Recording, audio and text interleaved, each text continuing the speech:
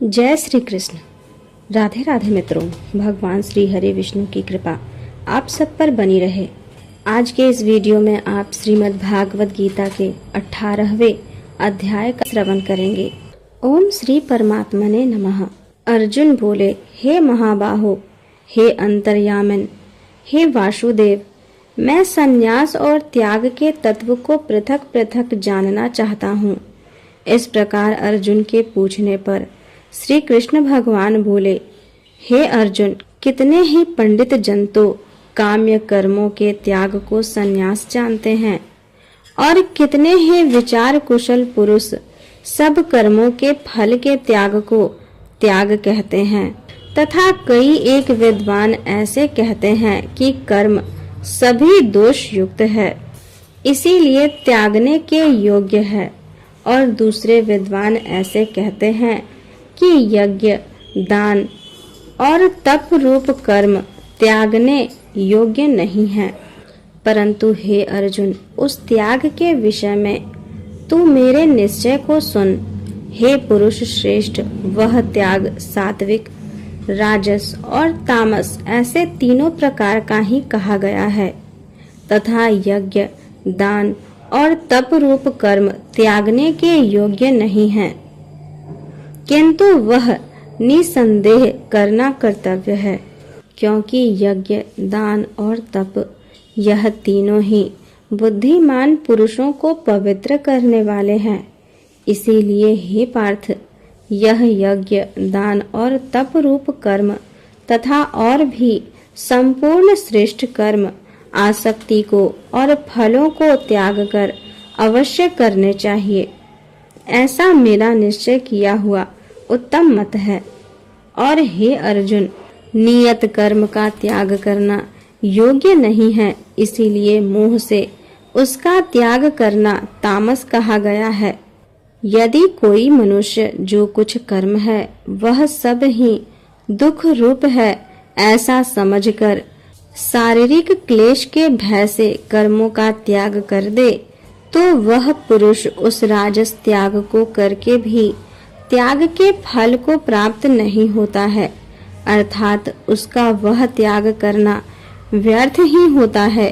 हे अर्जुन, करना कर्तव्य है ऐसा समझकर ही जो शास्त्र विधि से नियत किया हुआ कर्तव्य कर्म आसक्ति को और फल को त्याग कर किया जाता है, वह ही सात्विक त्याग माना गया है, अर्थात कर्तव्य कर्मों को स्वरूप से न त्याग कर उनमें जो आसक्ति और फल का त्यागना है वही सात्विक त्याग माना गया है। हे अर्जुन, जो पुरुष अकल्याणकारक कर्म से तो द्वेष नहीं करता है और कल्याणकारक कर्म में आसक्त नहीं होता है, वह शुद्ध सत्व गुण से युक्त हुआ पुरुष संशय रहित, ज्ञानवान और त्यागी है, क्योंकि देहधारी पुरुष के द्वारा संपूर्णतया से सब कर्म त्यागे जाने को शक्य नहीं है। इससे जो पुरुष कर्मों के फल का त्यागी है वही त्यागी है ऐसा कहा जाता है। सकामी पुरुष के कर्म का ही अच्छा, बुरा और मिला हुआ ऐसे तीन प्रकार का फल मरने के पश्चात भी होता है, और त्यागी पुरुष के कर्मों का फल किसी काल में भी नहीं होता, क्योंकि उनके द्वारा होने वाले कर्म वास्तव में कर्म नहीं है। हे महाबाहो, संपूर्ण कर्मों की सिद्धि के लिए अर्थात संपूर्ण कर्मों के सिद्ध होने में यह 5 हेतु सांख्य सिद्धांत में कहे गए हैं, उनको तू मेरे से भली प्रकार जान। हे अर्जुन, इस विषय में आधार और कर्ता तथा न्यारे न्यारे करण और नाना प्रकार की न्यारी न्यारी चेष्टा एवं वैसे ही 5वां हेतु दैव कहा गया है, क्योंकि मनुष्य मन, वाणी और शरीर से शास्त्रों के अनुसार अथवा विपरीत भी जो कुछ कर्म आरंभ करता है उसके यह 5 ही कारक है। परंतु ऐसा होने पर भी जो पुरुष अशुद्ध बुद्धि होने के कारण उस विषय में केवल शुद्ध स्वरूप आत्मा को कर्ता देखता है। वह मलिन बुद्धि वाला अज्ञानी यथार्थ नहीं देखता है। हे अर्जुन, जिस पुरुष के अंतःकरण में मैं करता हूँ ऐसा भाव नहीं है तथा जिसकी बुद्धि सांसारिक पदार्थों में और संपूर्ण कर्मों में लिपायमान नहीं होती, वह पुरुष इन सब लोगों को मारकर भी वास्तव में न तो मरता है और न पाप से बंधता है। हे भारत, ज्ञाता, ज्ञान और ज्ञेय यह तीनों तो कर्म के प्रेरक हैं, अर्थात इन तीनों के संयोग से तो कर्म में प्रवृत्ति होने की इच्छा उत्पन्न होती है और कर्ता, करण और क्रिया यह तीनों कर्म के संग्रह हैं, अर्थात इन तीनों के संयोग से कर्म बनता है। उन सब में ज्ञान और कर्म तथा कर्ता भी गुणों के भेद से सांख्य शास्त्रों में तीन तीन प्रकार से कहे गए हैं, उनको भी तू मेरे से भली प्रकार सुन। हे अर्जुन, जिस ज्ञान से मनुष्य पृथक पृथक सब भूतों में एक अविनाशी परमात्म भाव को विराग रहित समभाव से स्थित देखता है, उस ज्ञान को तू सात्विक जान। और जो ज्ञान अर्थात जिस ज्ञान के द्वारा मनुष्य संपूर्ण भूतों में भिन्न भिन्न प्रकार के अनेक भावों को न्यारा न्यारा करके जानता है, उस ज्ञान को तू राजस जान।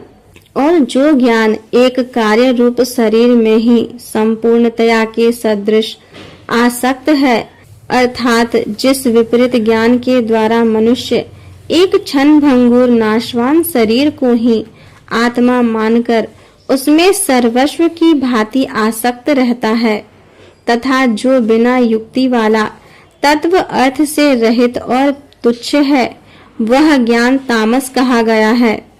हे अर्जुन, जो कर्म शास्त्र विधि से नियत किया हुआ और कर्तापन के अभिमान से रहित फलों को न चाहने वाले पुरुष द्वारा बिना राग द्वेष से किया हुआ है, वह कर्म सात्विक कहा गया है।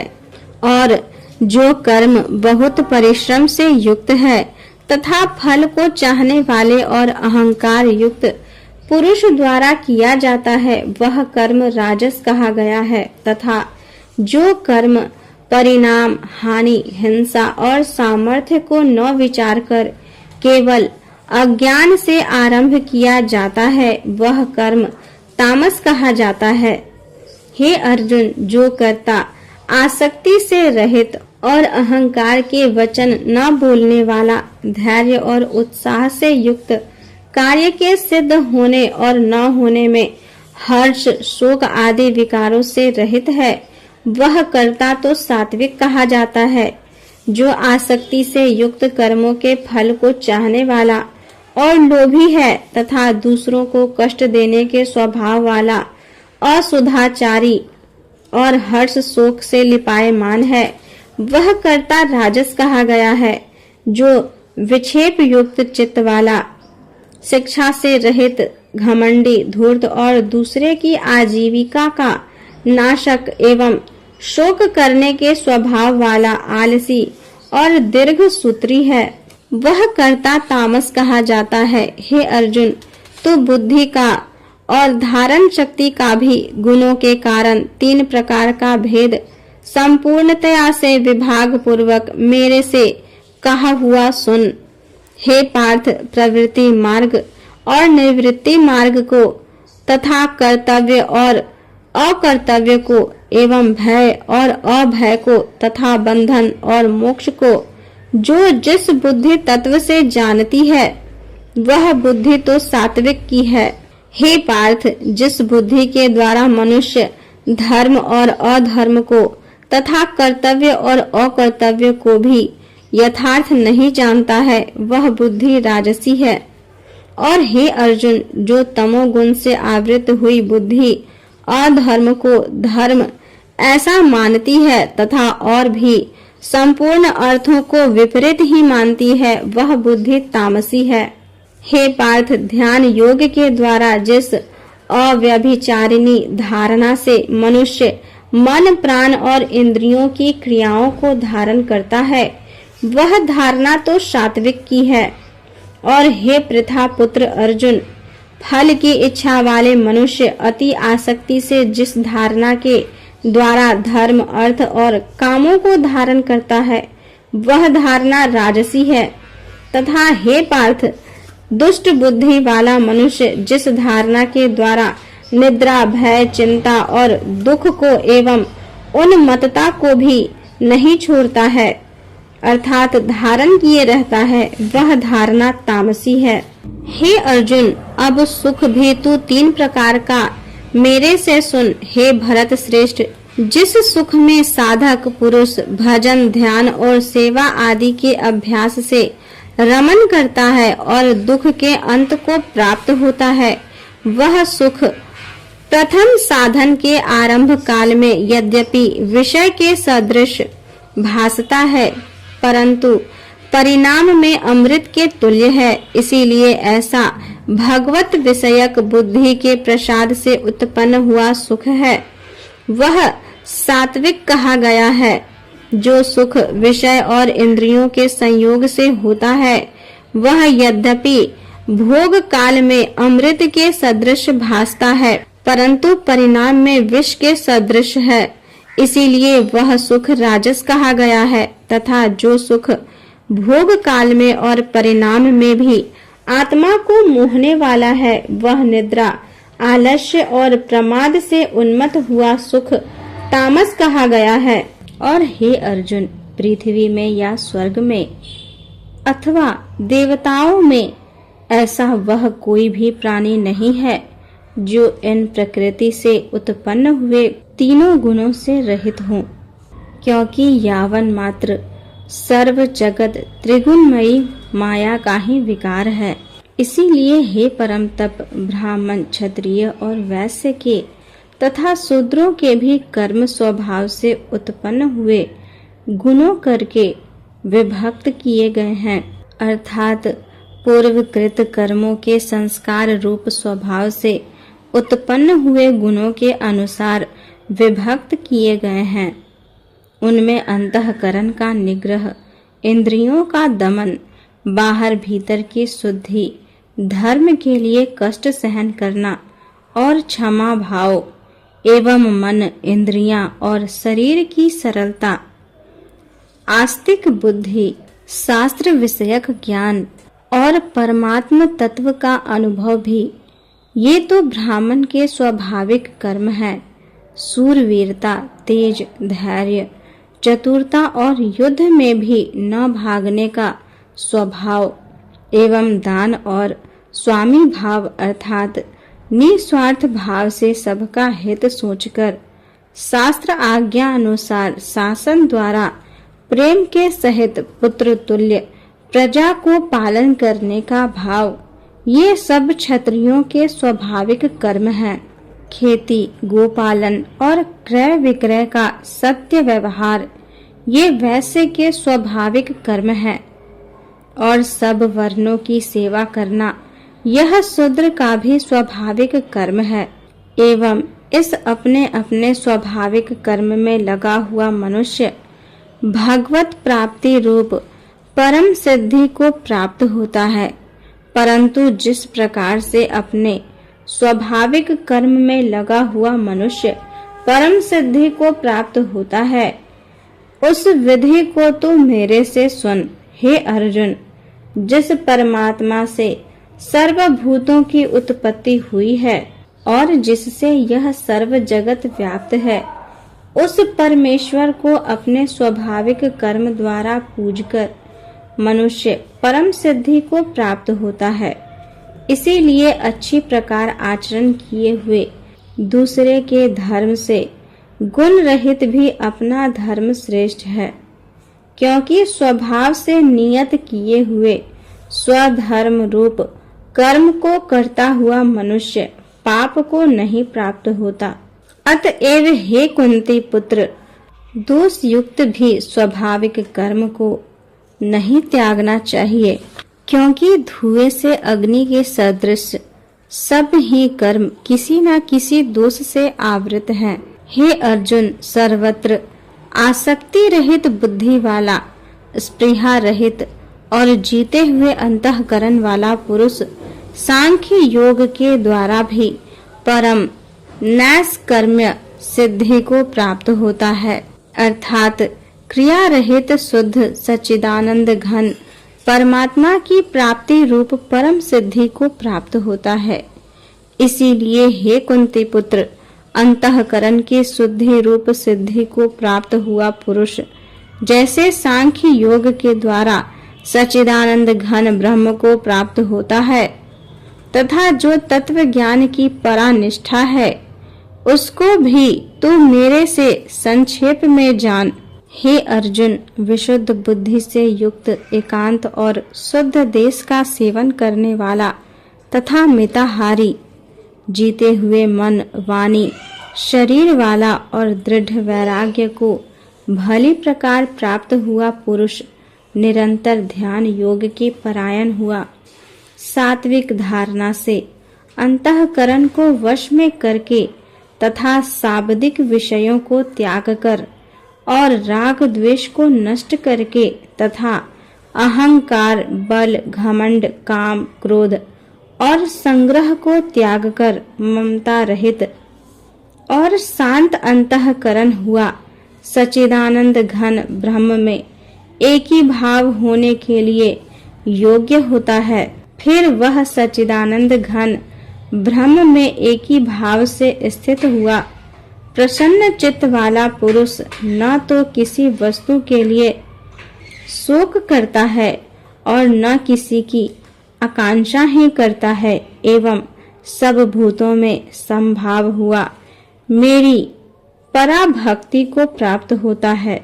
उस पराभक्ति के द्वारा मेरे को तत्व से भली प्रकार जानता है कि मैं जो और जिस प्रभाव वाला हूँ तथा उस भक्ति से मेरे को तत्व से जानकर तत्काल ही मेरे में प्रवेश हो जाता है, अर्थात अनन्य भाव से मेरे को प्राप्त हो जाता है। फिर उसकी दृष्टि में मुझ वासुदेव के सिवा और कुछ भी नहीं रहता। मेरे परायण हुआ निष्काम कर्म योगी तो संपूर्ण कर्मों को सदा करता हुआ भी मेरी कृपा से सनातन अविनाशी परम पद को प्राप्त हो जाता है। इसीलिए हे अर्जुन, तू सब कर्मों को मन से मेरे में अर्पण करके मेरे परायण हुआ समत्व बुद्धि रूप निष्काम कर्म योग का अवलंब करके निरंतर मेरे में चित्त वाला हो। इस प्रकार तो मेरे में निरंतर मन वाला हुआ मेरी कृपा से जन्म मृत्यु आदि सब संकटों को अनायास ही तर जाएगा, और यदि अहंकार के कारण मेरे वचनों को नहीं सुनेगा तो नष्ट हो जाएगा, अर्थात परमार्थ से भ्रष्ट हो जाएगा। जो तू अहंकार को अवलंब करके ऐसा मानता है कि मैं युद्ध नहीं करूंगा, तो यह तेरा निश्चय मिथ्या है, क्योंकि क्षत्रियपन का स्वभाव तेरे को जबरदस्ती युद्ध में लगा देगा। हे अर्जुन, जिस कर्म को तू मोह से नहीं करना चाहता है उसको भी अपने पूर्वकृत स्वाभाविक कर्म से बंधा हुआ परवश होकर करेगा, क्योंकि हे अर्जुन, शरीर रूप यंत्र में आरूढ़ हुए संपूर्ण प्राणियों को अंतर्यामी परमेश्वर अपनी माया से उनके कर्मों के अनुसार भ्रमाता हुआ सब भूत प्राणियों के हृदय में स्थित है। इसीलिए हे भारत, सब प्रकार से उस परमेश्वर की ही अनन्य शरण को प्राप्त हो। उस परमात्मा की कृपा से ही परम शांति को और सनातन परम धाम को प्राप्त होगा। इस प्रकार यह गोपनीय से भी अति गोपनीय ज्ञान मैंने तेरे लिए कहा है। इस रहस्य युक्त ज्ञान को संपूर्णता से अच्छी प्रकार विचार के फिर तू जैसा चाहता है वैसा ही कर, अर्थात जैसी तेरी इच्छा हो वैसे ही कर। इतना कहने पर भी अर्जुन का कोई उत्तर नहीं मिलने के कारण श्री कृष्ण भगवान फिर बोले, हे अर्जुन, संपूर्ण गोपनीयों से भी अति गोपनीय मेरे परम रहस्य युक्त वचन को तू फिर भी सुन, क्योंकि तू मेरा अतिशय प्रिय है। इससे यह परम हितकारक वचन मैं तेरे लिए कहूँगा। हे अर्जुन, तू केवल मुझ सच्चिदानंद घन वासुदेव परमात्मा में ही अनन्य प्रेम से नित्य निरंतर अचल मन वाला हो और मुझ परमेश्वर को ही अतिशय श्रद्धा भक्ति सहित निष्काम भाव से नाम गुण और प्रभाव के श्रवण कीर्तन मनन और पठन पाठन द्वारा निरंतर भजने वाला हो तथा मेरा शंख चक्र गदा पद्म और किरीट कुंडल आदि भूषणों से युक्त पीतांबर वनमाला और कौस्तुभ मणिधारी विष्णु का मन वाणी और शरीर के द्वारा सर्वस्व अर्पण करके अतिशय श्रद्धा भक्ति और प्रेम से विह्वलता पूर्वक पूजन करने वाला हो और मुझ सर्वशक्तिमान विभूति बल ऐश्वर्य माधुर्य गंभीरता उदारता वात्सल्य और सुहृदता आदि गुणों से संपन्न सबके आश्रय रूप वासुदेव को विनय भाव पूर्वक भक्ति सहित साष्टांग दंडवत प्रणाम कर। ऐसा करने से तू मेरे को ही प्राप्त होगा, यह मैं तेरे लिए सत्य प्रतिज्ञा करता हूँ, क्योंकि तू मेरा अत्यंत प्रिय सखा है। इसीलिए सर्व धर्मों को अर्थात संपूर्ण कर्मों के आश्रय को त्याग कर केवल एक मुझ सच्चिदानंद घन वासुदेव परमात्मा की ही अनन्य शरण को प्राप्त हो। मैं तेरे को संपूर्ण पापों से मुक्त कर दूंगा, तू शोक मत कर। हे अर्जुन, इस प्रकार तेरे हित के लिए कहे हुए इस गीता रूप परम रहस्य को किसी काल में भी न तो तप रहित मनुष्य के प्रति कहना चाहिए और न भक्ति रहित के प्रति तथा न बिना सुनने वाले की इच्छा वाले के प्रति ही कहना चाहिए, एवं जो मेरी निंदा करता है उसके प्रति भी नहीं कहना चाहिए, परंतु जिसमें यह सब दोष नहीं हो ऐसे भक्तों के प्रति प्रेम पूर्वक उत्साह के सहित कहना चाहिए। क्योंकि जो पुरुष मेरे में परम प्रेम करके इस परम रहस्य युक्त गीता शास्त्र को मेरे भक्तों में कहेगा, अर्थात निष्काम भाव से प्रेम पूर्वक मेरे भक्तों को पढ़ाएगा या अर्थ की व्याख्या द्वारा इसका प्रचार करेगा, वह निसंदेह मेरे को ही प्राप्त होगा और न तो उससे बढ़कर मेरा अतिशय प्रिय कार्य करने वाला मनुष्यों में कोई है और न उससे बढ़कर मेरा अत्यंत प्यारा पृथ्वी में दूसरा कोई होगा। तथा हे अर्जुन, जो पुरुष इस धर्म में हम दोनों के संवाद रूप गीता शास्त्र को पढ़ेगा अर्थात नित्य पाठ करेगा, उसके द्वारा मैं ज्ञान यज्ञ से पूजित होऊंगा, ऐसा मेरा मत है। जो पुरुष श्रद्धा युक्त और दोष दृष्टि से रहित हुआ इस गीता शास्त्र का श्रवण मात्र भी करेगा, वह भी पापों से मुक्त हुआ उत्तम कर्म करने वालों के श्रेष्ठ लोकों को प्राप्त होगा। इस प्रकार गीता का महात्म्य कहकर भगवान श्री कृष्ण चंद्र आनंद कंद ने अर्जुन से पूछा, हे पार्थ, क्या यह मेरा वचन तुमने एकाग्रचित से श्रवण किया? और हे धनंजय, क्या तेरा अज्ञान से उत्पन्न हुआ मोह नष्ट हुआ? इस प्रकार भगवान के पूछने पर अर्जुन बोले, हे अच्युत, आपकी कृपा से मेरा मोह नष्ट हो गया है और मुझे स्मृति प्राप्त हुई है, इसीलिए मैं संशय रहित हुआ स्थित हूँ और आपकी आज्ञा पालन करूँगा। इसके उपरांत संजय बोले, हे महाराज, इस प्रकार मैंने श्री वासुदेव के और महात्मा अर्जुन के इस अद्भुत रहस्य युक्त और रोमांचकारक संवाद को सुना, कैसे कि श्री व्यास जी की कृपा से दिव्य दृष्टि द्वारा मैंने इस परम रहस्य युक्त गोपनीय योग को साक्षात कहते हुए स्वयं योगेश्वर श्री कृष्ण भगवान से सुना है। इसीलिए हे राजन, श्री कृष्ण भगवान और अर्जुन के इस रहस्य युक्त कल्याणकारक और अद्भुत संवाद को पुनः पुनः स्मरण करके मैं बारंबार हर्षित होता हूँ तथा हे राजन, श्री हरि के उस अति अद्भुत रूप को भी पुनः पुनः स्मरण करके मेरे चित्त में महान आश्चर्य होता है और मैं बारंबार हर्षित होता हूँ। हे राजन, विशेष क्या कहूँ, जहाँ योगेश्वर श्री कृष्ण भगवान है और जहाँ गांडीव धनुषधारी अर्जुन है, वहीं पर श्री विजय विभूति और अचल नीति है, ऐसा मेरा मत है। इस प्रकार श्रीमद् भागवत गीता में मोक्ष संन्यास योग नामक 18वां अध्याय पूर्ण हुआ। धन्यवाद।